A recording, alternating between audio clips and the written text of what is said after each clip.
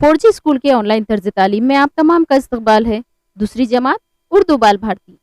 आज हम पढ़ेंगे कहानी चालाक लोमड़ी। इसे शुरू से आखिर तक पूरा सुने, लाइक करें और अपने फ्रेंड्स के साथ शेयर जरूर करें। चालाक लोमड़ी। किसी कौवे को कहीं से रोटी का एक टुकड़ा मिल गया। वो उसे चोंच में दबाकर उड़ा और एक पेड़ की शाख पर जा बैठा। एक लोमड़ी की नजर कौवे पर पड़ी। उसने सोचा कि ये टुकड़ा कौवे से किस तरह हासिल किया जाए।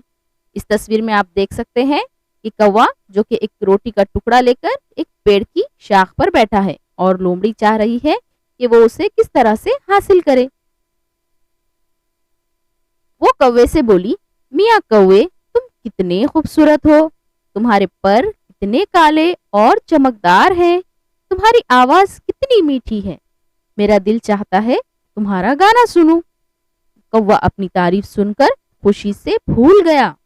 खुशी से फूल जाना, इसका मतलब ये है कि कौवा बहुत खुश हुआ। कौवे ने गाना गाने के लिए चोंच खोली ही थी कि रोटी का टुकड़ा नीचे जा गिरा।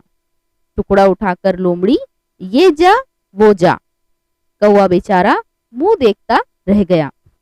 ये जा वो जा का मतलब है कि लोमड़ी वो टुकड़ा उठाकर भाग गई। मुंह देखता रह गया यानी पछताता रह गया। इस कहानी से हमें क्या सबक मिलता है, देखिए। खुशामद से खुश होने वाले इसी तरह नुकसान उठाते हैं। जबानी सरगर्मी। पहला सवाल है, कौवा कहाँ जाकर बैठा? कौवा पेड़ की शाख पर जा बैठा। सवाल नंबर 2, लोमड़ी ने रोटी का टुकड़ा हासिल करने के लिए क्या किया? उसका जवाब होगा, लोमड़ी ने रोटी का टुकड़ा हासिल करने के लिए कौवे की तारीफ करना शुरू की। सवाल नंबर 3, लोमड़ी ने कौवे की तारीफ किस तरह की? लोमड़ी ने कौवे से कहा कि तुम्हारे पर कितने काले और चमकदार हैं और आवाज कितनी मीठी है। लोमड़ी से अपनी तारीफ सुनकर कौवे पर क्या असर हुआ? लोमड़ी से कौवे ने जब अपनी तारीफ सुनी तो उसने गाना गाने के लिए अपनी चोंच खोली। सवाल नंबर 5, कौवा क्यों मुंह देखता रह गया? उसका जवाब होगा, कौवे के मुंह से रोटी का टुकड़ा गिर गया, इसीलिए वो मुंह देखता रह गया।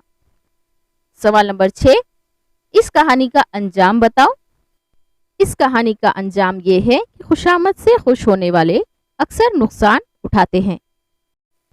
अमली सरगर्मी है, यानी जो आपको करना है या बयान करना है, इस कहानी को अपने लफ्जों में बयान करो।